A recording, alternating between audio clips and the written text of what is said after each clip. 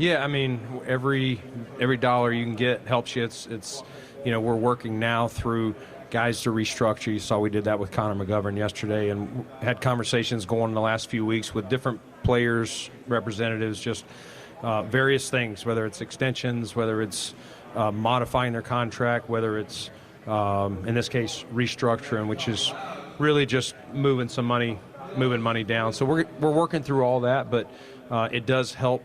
It's less that we have to take off because we were, hoping it would get to 250, but didn't really expect it to.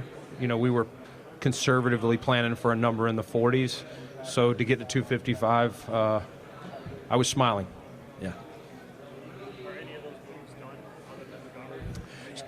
Nothing final. Still working through some things. Some are close, and then some we're still at the infant stages, knowing that we got a deadline here coming up in a couple weeks. Through the years, how has the attack different than what you try to get done? At the Combine? Yeah, I mean, the main thing of the Combine ultimately is the medical, okay, which I don't do that. But what I get most out of it is meeting these guys and interviewing. We start that process in Mobile, knocking out a select number of players there.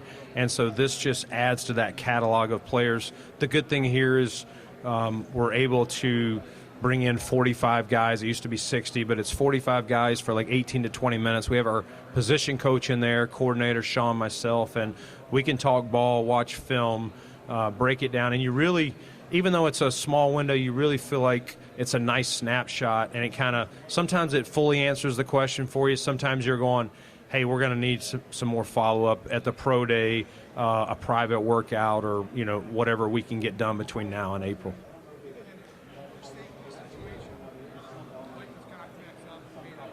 Yeah. Right.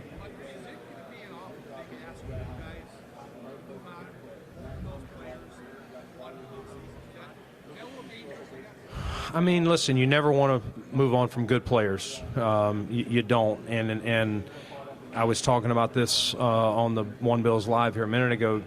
I've been in the league 26, 27 years, whatever it is. I've never seen a safety duo for 7 seasons play together. I know there's been an injury here or there. Micah's season got cut short a year ago. But to play in this day and age of free agency, 7 seasons is remarkable. And so I don't know that, whether it's this year, whether it's next year, whenever, I don't know that you're ever going to find a tandem as good as that. We've been spoiled.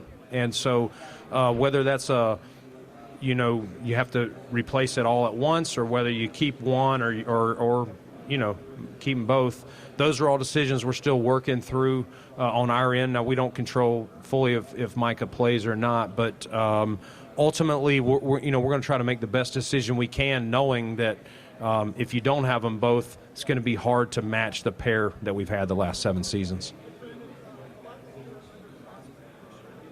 Yeah.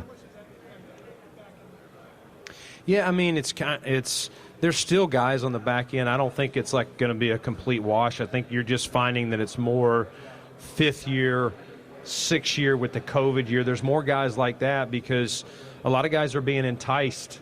And some of these guys that are out now didn't come out a year ago because they were enticed to go back for NIL money. It's some of these schools are providing more guarantees than what they would get if they don't make the opening day roster. And so I still think there's more depth at some positions than others, but I think there's going to be a good pool. I don't see right now like all of a sudden you get to a certain round on day 3 and you're like, there's nothing to pick from. It depends on their situation. I think you look at each one. Are they capped out, or did they transfer a couple of times? Were they battling injuries? So I don't think you can say one blanket statement that, you would be down on 6 years. But, yes, you are going to want to know, all right, you transferred 3 times. Oh, you didn't play until your 5th year, and whatever happened. But I think there's a lot of different scenarios that guys run into, whether it's injuries, whether it's family situations, and sometimes guys have made position switches, or they've changed, and along with that, they've had to gain weight or lose weight, so to speak.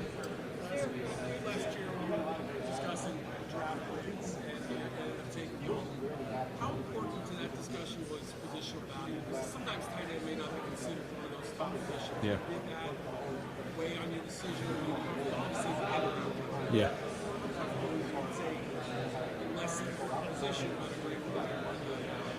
Yeah, I mean, we look at it as matchups. You know, it's a matchup league, and so we looked at Dalton as a matchup, and you're comparing him to other skill positions. You know, probably most similar to receivers, unless it's just a true receiving back. But you know, there were some receivers that got selected, and then you know he was the first tight end. But ultimately, we looked at him as kind of a hybrid player, probably more an F tight end receiver like, and just looking at the matchups that we could create, like what are defenses going to do, how are they going to play us in 11 with him on the field, or 12 when Dawson Knox is out there. Brandon, do you still let's talk about explosive plays, adding explosive players, maybe if you want to put it that way, but needing more explosive plays. Do you still feel that after the evaluation that's something your team needs to address a little bit? Yeah, I mean, Sal, we're always looking for that speed, explosiveness at various positions. And again, running back, tight end, receiver, whatever it is, you want guys that can explode without the ball, but you also want rack players, guys that Josh can get the ball in their hands in space, stuff that Joe Brady can scheme up, and they can turn, a 5-yard pass into a 55-yard touchdown or a big gain. So those shorten your drives. We get a lot of that too high shell, and teams are going to make us go 9, 10, 11 plays. So anytime you can add a weapon that's an explosive player, that can shorten it, which, again, the less plays it takes. Sometimes you want to control the clock, but sometimes you don't want to have to go 10 plays every single time to get points. How do you see, Josh Allen grow from the beginning with Joe Brady to, once Joe Brady got fully implemented in the offense? How do you see Josh Allen grow? I think Josh has grown every year, and to your point, I think Josh and Joe had a really good relationship from the quarterback room that carried on.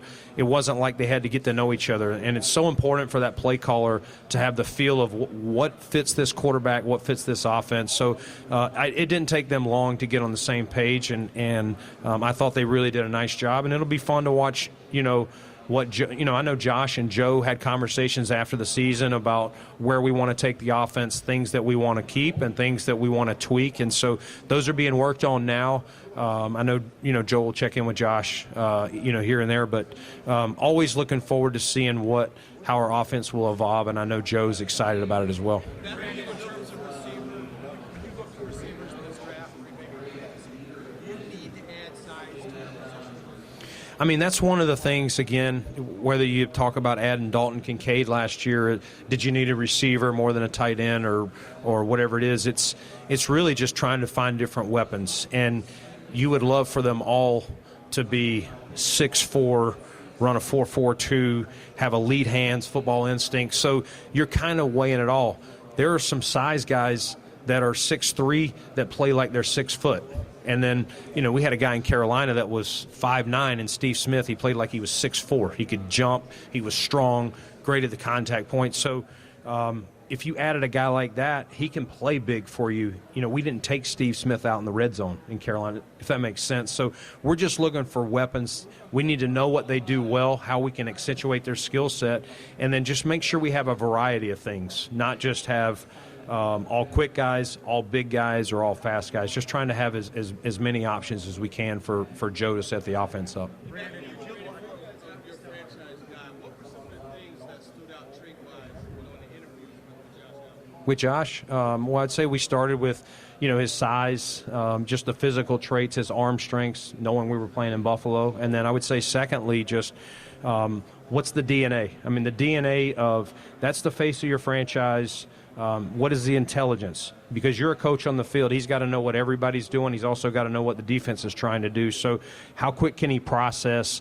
How much does he know? Does he understand what teams are trying to do? And then that leader, is that guy?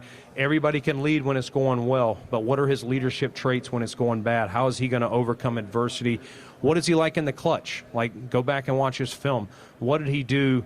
What did his teams do? Did they have success when they were behind or when they need to finish out a game? You're up 3 or 4. You don't want to punt the ball back. Can you go get 3 or 4 first downs and run the clock out? Did you place a lot of emphasis on your meetings with him here? Yeah, we had, so we first met Josh at the Senior Bowl. We spent 35 minutes with him there one-on-one, and then here a little bit, not as much, because we knew we were going to Laramie to work him out and spend a day with him. We had 2 meals with him, and then we brought him in for a 30 visit. So we put him in different scenarios in each time, and by the end we were, very confident that this guy would fit us in Buffalo. Did you use any personality trait, tests to see how he would manage? We have tests that we look at, but those are tools. It's not an end-all, be-all. We trusted our research and just being around him and the tests we put him through to determine that this guy would fit what we're looking for. Brandon, where are you guys at with the contract? Have you been with him since the season ended? Do you expect him to be Yeah, I expect them to be here. I mean, we don't set up meetings or anything like that. We do our exit stuff at the end of the season, but no, nothing's changed from that standpoint. Yeah. He's not. So Von Miller, yeah, he finished the season healthy. So he's doing well. I think he's in Texas right now, somewhere out there. But yeah, we're hoping that he'll look more like he did the first. When we got him, he had 8 sacks in 9 or 10 games. We're hoping that that's the Vaughn. I've spoken to Vaughn after the season and since it ended, and I would say Vaughn the last few weeks, we set him down the one game, and I would say that Miami, Pittsburgh, and KC, you saw the flashes of it. I think now it's just more of it, and getting him in a rhythm. It's that fine balance of, like a shooter, how many shots does he need to get going? Vaughn's a rusher. He's a shooter from there. So what does he need to get his lather? But understanding at his age, you don't want him playing 40, 45 snaps either.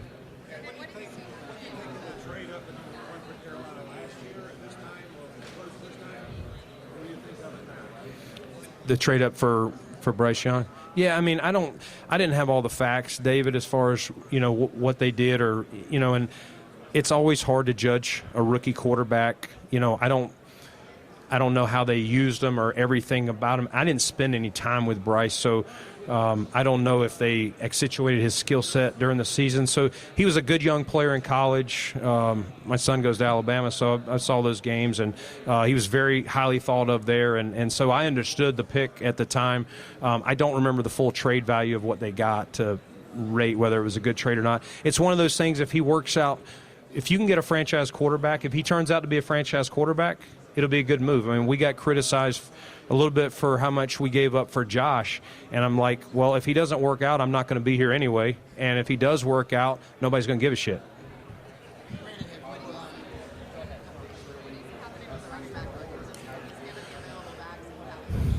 Yeah, I mean, I don't have a crystal ball, but I would expect similar. I think it's a passing league, and so the running backs that you can line up out there and he can play receiver. I was just over here talking about matchups and things like that. So I think those backs that can run out of the backfield but can also be a mismatch in the passing game, they're going to have more value than your traditional old school line them up, 3 yards in a cloud of dust running back. If that makes sense.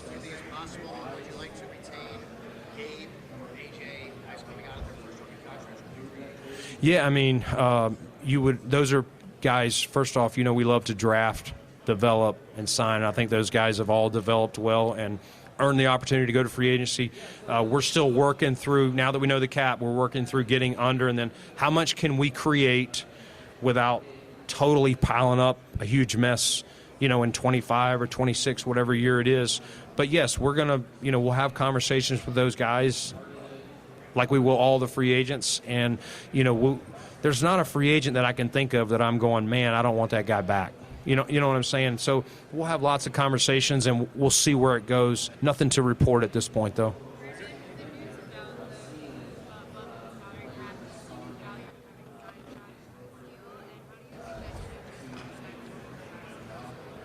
Yeah, I mean, the quarterback numbers have jumped more drastically than the cap has, which it really makes it hard because you're trying to balance. You have to have a franchise quarterback. I mean, it's proven. You look at most years, the final 4, 8 teams, most of those guys, most of those teams each year, there can be a one-off here or there, but they have a franchise guy. And so we feel fortunate to have Josh, but that's how you're building your whole team around that contract, and you're trying to massage it. And so that'll continue to be something we have to look at. And the numbers continue to rise drastically, and it's probably not going to slow down. So I'm sure at some point we'll have to, to look at that, from Josh's standpoint.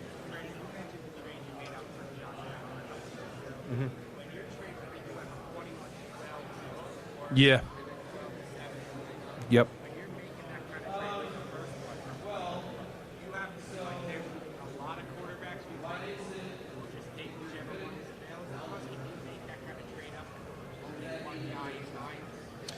You have to know, if you're going to do that, you have to know that you think you have a chance to get in within striking distance. The reason that we made the move from 21 to 12 was because we were already calling to see if we could get into the top 10, and no one wanted to drop back as far as 21.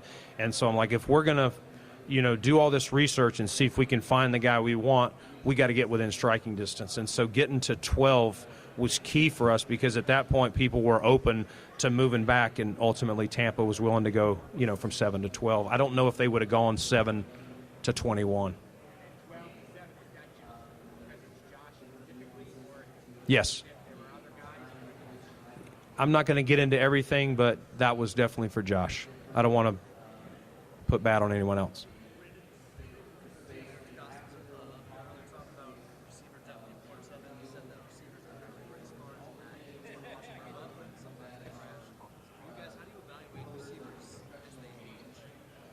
Yeah, I think it's no different than any player. How do you evaluate a running back when he ages? How do you evaluate a corner that used to run 4.4, but he's picked up instincts that overcome some of his lack of speed? So you look at some guys.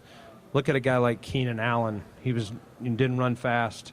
He's been a Pro Bowl, all these years. He's just been a great target. And Anquan Bolden, all those years, was never a speedster. So I think, what is their skill set? What do they bring? If you're just wanting a guy to take the top off and just catch deep balls, a Teddy Ginn type that we had in Carolina that was drafted really high, when their speed drops, they lose their value pretty quick.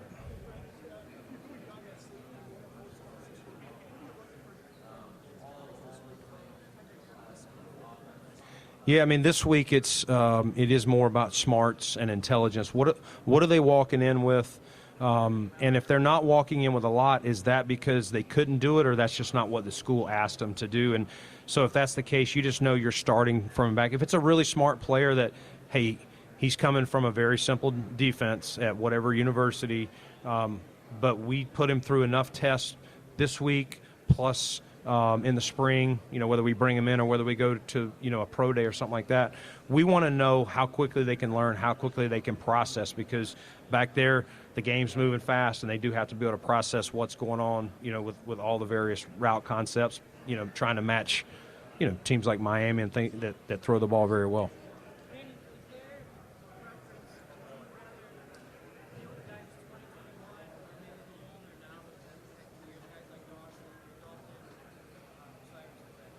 Yeah, it's funny. Some guys that are 21, it's like you're talking to a 25-year-old. And then some guys that are 24, it's like talking to my 18-year-old son. So it's just, some guys come in very mature beyond their years, and some, when you get them in, you're going, we got some work to do. And that's where I think Mark Carrier and our player engagement staff do a great job of just understanding what they're walking in with, and where we kind of need to get them to with life skills, and so to speak. So I don't have a preference of 21 versus 25. My preference is that they're pros, they're working hard, they get good habits in the building, but they also have good habits off the field. They're knowing what veterans to follow, and that's where we kind of lean. These are the guys you need when we get these rookies in. These are the guys in your position group you should keep an eye on, and if there's a guy that we think is not, don't follow this guy.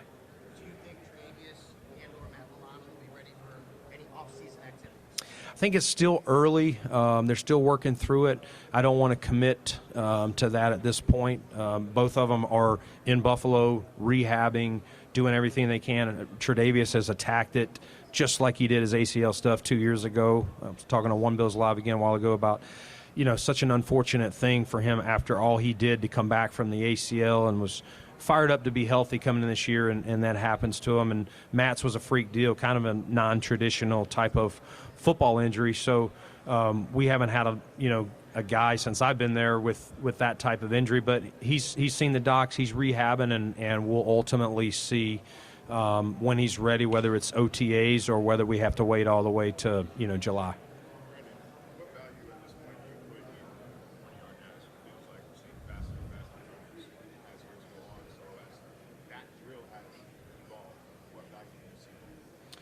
It's play speed, Marcel, more for us. Like, what am I watching when I'm at a game live? Do you feel that guy, his speed jump off when you're on the field? And you can see it on tape, the guys that have it. I've seen guys that are 4-4, but they don't play 4-4. They play 4-5 because they're thinking too much or they just don't have a good feel for the game. And then I've seen guys, play much faster. Then they run 4-5. They didn't train for it very well, but they play fast, they process, and they're really good players. So again, I'm looking more at what do they look like in their pads, playing the game, understanding all the concepts more than just what is that true 40-yard time. Rasul, he's a guy that obviously did some really good things for us. We're looking at a lot of things, so nothing right now or anything like that, but really enjoyed getting to know him and what he brought to our defense.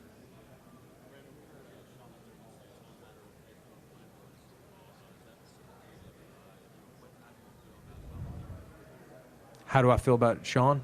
Yeah, I mean, listen, I love the confidence, and we're all confident. We work hard. You got to be confident in this business. If you're not, you shouldn't be in one of these jobs. And so, this is season 8 for us, and we're frustrated as ever to win, and we're going to do everything we can. Every year is its own year, and we know the challenge ahead. That when you've won the division, four times in a row, that you're going to be. It's getting harder. It's not going to get easier, but experience helps, and we know some of the landmines that we have to navigate, and we're confident that at the right time we'll get it done. Brandon, on Tre'Davious himself, fans look and see, coming off the injury, he's got a big cap number, but the person, does that matter too about how much you think a guy like him might be able to come back more fully than someone else, because you know the guy, how you have to weigh all of those different things. Yeah, we put all that into the equation, the person, the character, and you're not going to find a higher character than Trey. You obviously put in the medical, like what does your medical team think? When will Trey, in this case, look like the Trey of old? What does that look like? Is that training camp? Is that midseason? Is that 2 seasons from now? Whatever, that's you do that with any player, but his DNA definitely helps. Give you confidence. Perfect. Are you good? Okay. Oh, yeah. Yeah, we're going to send probably, we were talking about it the other day, probably at least 3. We'll see. Ask me after it's over whether I liked it or not. I'm not going to be able to go, but we'll have some people, some of our higher ups there. Yeah. Something. Joe. I don't know. I know he likes to shank the golf ball. That's his tell. Yeah. All right. See you guys.